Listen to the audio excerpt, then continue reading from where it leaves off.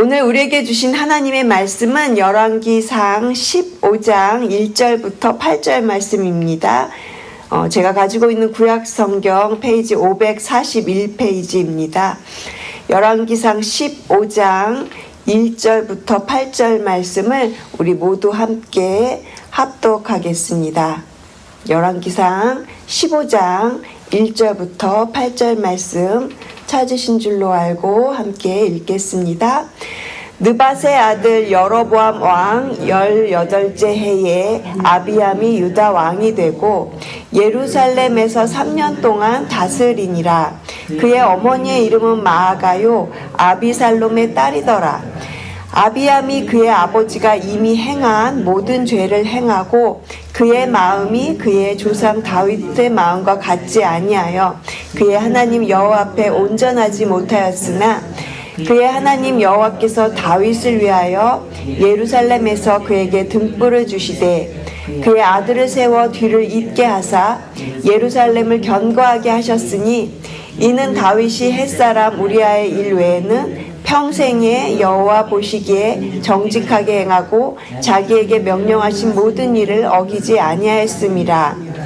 르호보암과 여로보암 사이에 사는 날 동안 전쟁이 있었더니 아비암과 여로보암 사이에도 전쟁이 있으니라. 아비암의 남은 사적과 그 행한 모든 일은 유다왕 역대지략에 기록되지 아니하였느냐. 아비암이 그의 조상들과 함께 자니 다윗성에 장사되고 그 아들 아사가 대신하여 왕이 되니라. 아멘. 그런데도 은혜라는 제목으로 오늘 본문으로 말씀 나누겠습니다. 어제 새벽에 저희가 르호보암 왕의 업적에 대해서 설교를 들었습니다. 이 르호보암 왕이 우상숭배와 그리고 끊임없는 전쟁을 하면서 살았던 것이 그의 업적임을 저희가 들었는데요. 오늘 본문에서 이야기하는 아비암의 업적도 그의 아버지 르호보암과 똑같은 인생을 살았음을 우리가 보게 됩니다. 그런데 오늘 본문에는요, 조금 다른 것이 있어요. 오늘 제목이 그런데도 은혜라고 말씀을 드렸죠. 그래서 저희가 오늘 본문 속에서 이 하나님께서 이렇게 은혜를 주시는 이유를 찾아보려고 합니다. 하나님께서 이렇게 그런데도 은혜를 주시는 이유는요, 바로 언약 때문이에요. 오늘 본문을 들으시면서 은혜와 그리고 언약이라는 두 단어를 기억하시면서 설교를 들으시면 도움이 많이 되실 것 같아요. 우리 1절을 같이 읽겠습니다. 느밧의 아들 여로보암 왕 18째 해에 아비암이 유다 왕이 되고 여로보암은 북쪽 이스라엘의 왕이죠. 이 여로보암이 왕이 된 지 지금 18째 해가 됐습니다. 그런데 누가 유다 왕이 되었다고 하죠? 아비암이 남유다 왕이 되었어요. 그런데 이 아비암이라는 사람이 몇 년이나 왕의 자리에 있었을까요? 2절을 한번 보세요. 예루살렘에서 3년 동안 다스리니라 했어요. 그리고 그의 어머니의 이름은 마아가요 아비살롬의 딸이었다라고 이야기를 하고 있죠. 아비암의 어머니는 아비살롬, 여기서는 이 아비살롬은요 압살롬을 말하고요. 그리고 이 마아가는 압살롬의 딸이라고 이렇게 말을 하지만 사실은 압살롬의 손녀라고 보는 것이 맞습니다. 왜냐하면 마아가를 압살롬의 딸이었던 다말이요 우리엘이라는 사람이랑 결혼해서 낳은 딸로 보고 있기 때문에 대부분의 학자들은 이 마아가를 압살롬의 손녀로 보고 있습니다. 그렇게 볼 수 있는 근거가 되는 부분이 사무엘하 14장 27절에 압살롬이 딸 하나가 있는데 그 이름은 다말이라고 그렇게 기록이 되어 있어요. 그리고 역대하 13장 2절 보면 마아가를 기브온 사람 우리엘의 딸 이렇게 기록을 하고 있고요. 그리고 유대 그 역사가이죠. 요세푸스는요, 이 마아가의 어머니가 압살롬의 딸이라고 이야기를 합니다.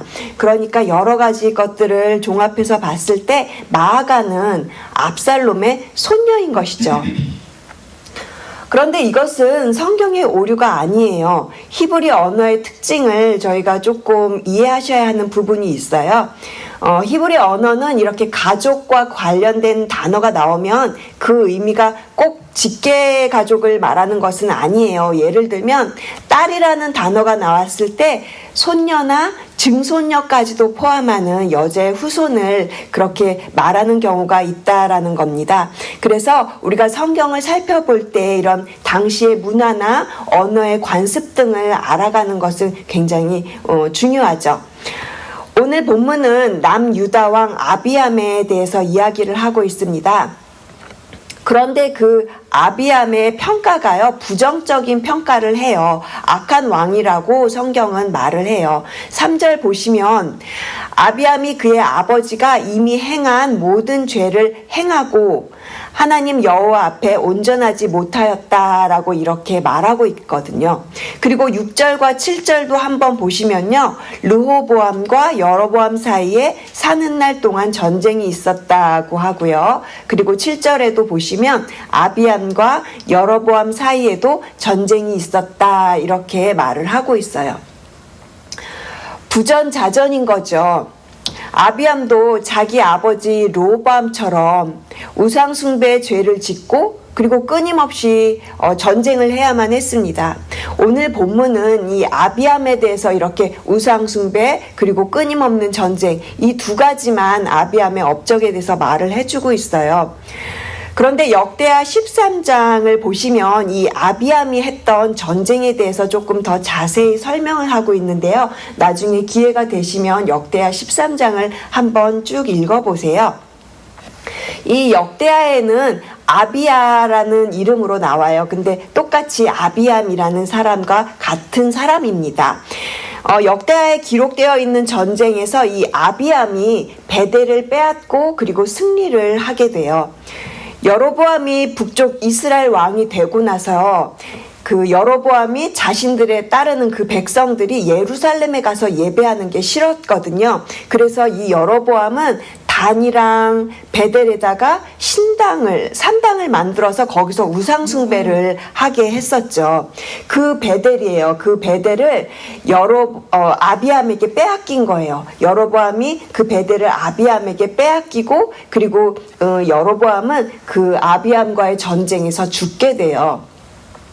그런데요, 이 역대하를 쭉 읽어보시면 아비암의 세력이 강대해졌다. 그리고 아비암을 그렇게 평가를 하거든요. 잘했다고 마치 보이는 것처럼 그런 말들이 있어요. 그런데 아비암이 전쟁에서 승리하고 그리고 나라가 강성해진 것에 대해서 이렇게 말을 하는데 저는 의문이 생기는 거예요. 왜냐하면 여기 지금 오늘 열왕기상 본문에서는 아비암이 아버지 르호보암의 길을 따라갔다고 그렇게 얘기를 하고 있잖아요. 아비암도 아내가 14명이나 되었대요. 그러고 그 사람은 우상숭배의 길을 갔다고 그렇게 말을 해요. 그리고 여로보암과 그 아비암 사이에 끊임없이 전쟁이 있었다고 그렇게 말을 하고 있고요. 그런데 왜 역대하에서는 마치 아비암이 승승장구 잘 나가는 것처럼 그렇게 이야기를 하고 있는 것일까 저는 좀 궁금했었는데요. 그 의문이 바로 오늘 본문 3절과 4절을 보시면 해결이 돼요. 3절을 제가 읽겠습니다.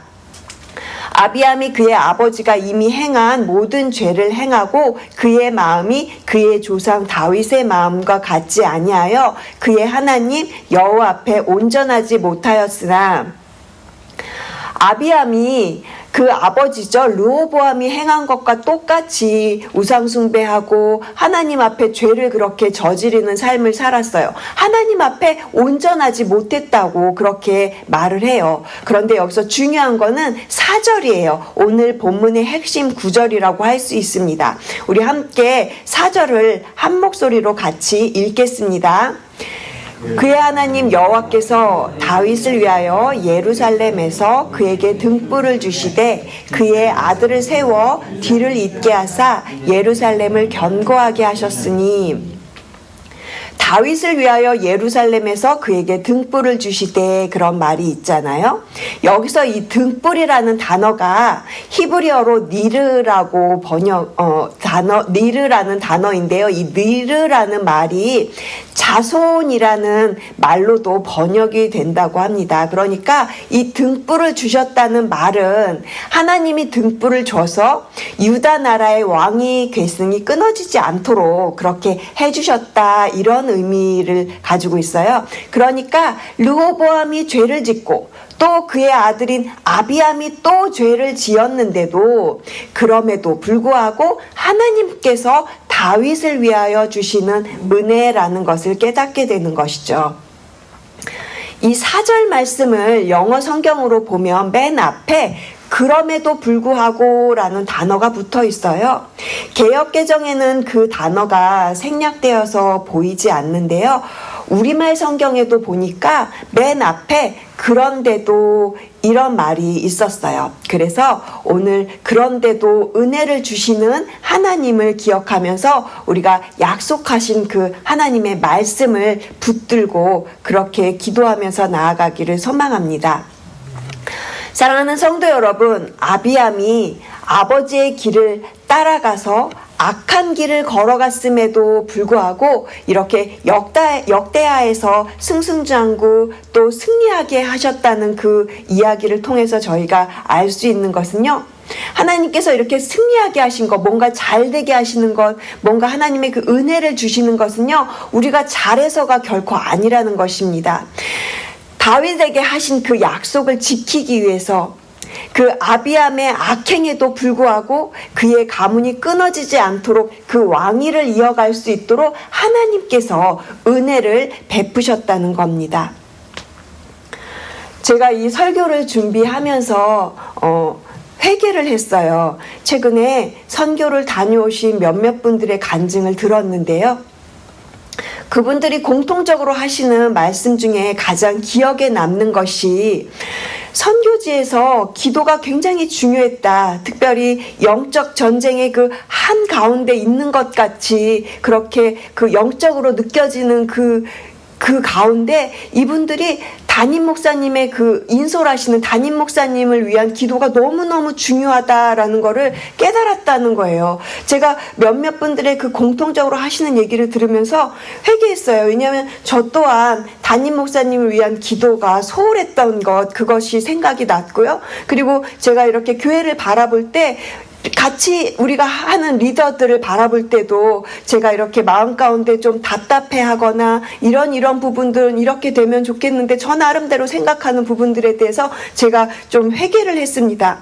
그러면서 제가 정리가 되는 것이 중요한 거는 속도가 아니구나. 우리가 교회가 다양성을 가지고 있기 때문에 내가 생각하는 것처럼 그렇게 내가 원하는 방법대로 되는 게 결코 아닌데 제가 성격이 급해서 마치 막 뭔가 빨리 돼야 될 것 같고 그런데요, 이게 속도가 중요한 게 아니라 이게 방향이 중요한 거구나라고 제가 이렇게 명심하면서 다시 한번 생각을 정리하는 시간이 됐습니다. 그래서 우리 교회의 방향에 대해서 생각을 하면서 기도를 하니까 우리 교회 방향이 너무 확실한 거예요. 우리 교회 방향이 뭐죠? 우리가 우리 교회 그 비전 스테이트먼트 외치잖아요. 다음 세대에게 신앙의 유선을 물려주는 교회가 되는 거죠. 제가 아까 4절에 나오는 이 등불이라는 단어가 자손의 의미를 가지고 있다고 말씀드렸잖아요. 우리 교회 다음 세대를 향한 신앙 양육은요, 하나님께서 우리에게 주신 등불이에요. 제가 오늘 이 본문 가운데 하나님께서 우리에게 주신 등불이 바로 다음 세대를 위해서 우리가 이렇게 신앙 양육을 하는 것이구나라는 것을 깨닫고 오늘 이 말씀 붙잡고 그렇게 기도로 나아가시는 여러분 되시기를 주님의 이름으로 축복합니다. 우리의 다음 세대들이요, 우리 교회에서 마음껏 예배하고 마음껏 기도하고 마음껏 그렇게 찬양하고 성령 충만한 우리 교회가 되기를 그렇게 꿈꾸시면서 우리의 그 비전이 하나님께 상달되고 하나님의 그 생각과 마음이 우리의 그 꿈이 되도록 같이 그렇게 하나님의 말씀 붙잡고 기도로 나아가시는 저희 모두가 되기를 축복합니다. 오늘 본문을 통해서 저희가 두 가지를 기억하시면 좋겠습니다. 첫 번째는 은혜를 베푸시는 하나님, 그리고 두 번째는 약속을 지키시는 하나님. 이렇게 두 가지를 기억하시면서 저희가 두 번째 약속을 지키시는 하나님을 조금 더 살펴보려고 합니다. 우리 5절 말씀 한 목소리로 같이 읽겠습니다. 5절 말씀입니다. 이는 다윗이 햇사람 우리아의 일 외에는 평생에 여호와 보시기에 정직하게 행하고 자기에게 명령하신 모든 일을 어기지 아니하였음이라. 5절을 보시면 다윗이 햇사람 우리아의 일 외에는 평생에 여호와 보시기에 정직하게 행했다. 이렇게 평가를 하고 있죠.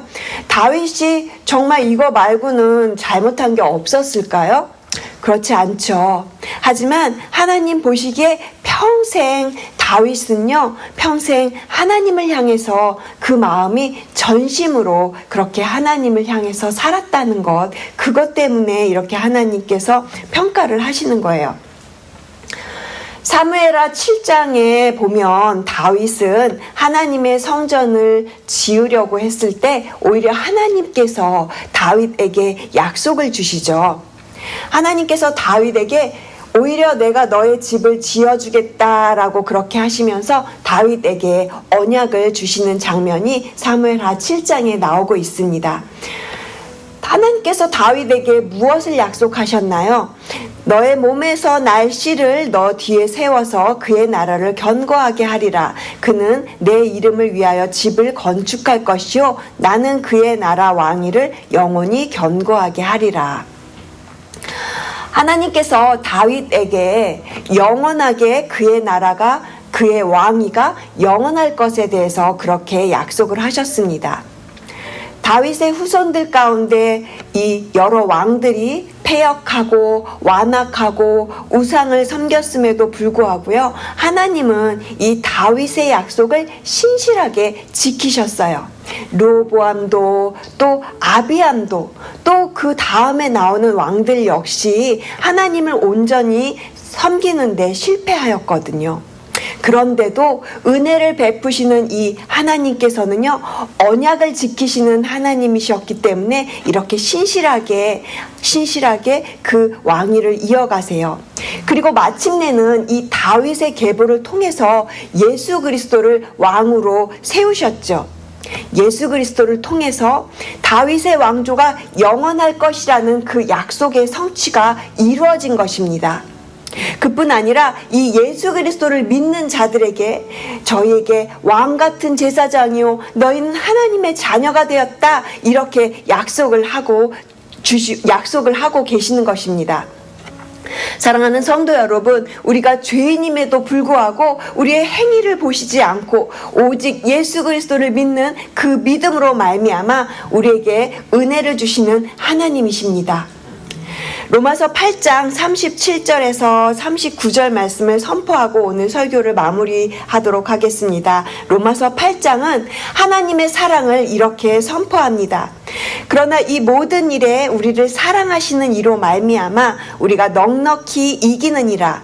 내가 확신하노니 사망이나 생명이나 천사들이나 권세자들이나 현재일이나 장래일이나 능력이나 높음이나 깊음이나 다른 어떤 피조물이라도 우리를 우리 주 그리스도 예수 안에 있는 하나님의 사랑에서 끊을 수 없으리라.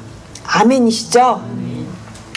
오늘 저희가 본문을 통해서 본 이 아비암의 이야기는요, 지금 우리가 오늘을 살아가는 저희들의 이야기입니다.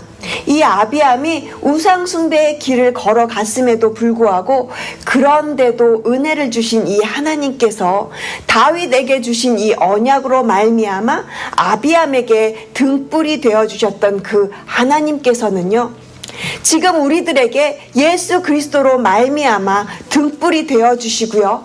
아니, 등불 정도가 아니죠. 우리에게 성령을 주셨죠. 성령께서 우리를 그렇게 은혜의 자리로 나오게 만드셨고 성령께서 우리 마음 가운데 함께 계십니다.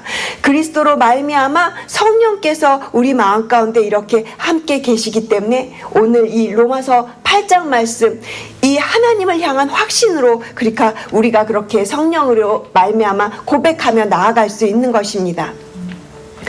역사 속에 한 인물이었던 이 아비암도 이렇게 하나님께서 지켜주셨는데 당신의 아들을 통해서 우리에게 주신 성령을 받고 살아가는 저희들을 결코 그 어떤 것이라도 하나님의 사랑에서 끊을 수 없다라는 그 확신을 저에게 주시는 것입니다. 계속해서 말씀에 이렇게 순종함으로 또 기도하시면서 말씀 붙잡고 그렇게 나아가시는 저와 여러분 되시기를 주님의 이름으로 축복합니다. 기도하시겠습니다. 하나님 감사합니다. 그런데도 은혜를 베푸시는 하나님, 그럼에도 불구하고 약속을 지키시는 하나님, 예수 그리스도로 말미암아 우리를 자녀 삼아 주신 하나님, 그 어떤 것이라도 하나님의 사랑에서 끊을 수 없다고 하신 주님의 그 약속을 믿고 오늘도 담대하게 나아갑니다. 우리에게 주신 그 믿음의 담대함을 우리의 가정에서 자녀들이 받아 누리며 함께 우리가 하나님의 나라를 향해 나아가기를 소원합니다. 다윗을 위하여 주신 등불이 우리 교회에게 주신 다음 세대 이혼이 말씀 붙들고 기도하며 우리 다음 세대를 위해서 신앙의 유산을 남기는 우리 교회의 모든 어르신들과 우리 교회와 모든 담임 목사님 리더들과 우리 교회 성도님들이 그렇게 우리가 비전을 향해서 나아가는 하나님의 꿈꾸는 교회로 그렇게 우리 교회가 되게 하여 주시옵소서. 감사드리며 이 모든 말씀 살아계신 예수 그리스도의 이름으로 기도합니다. 아멘.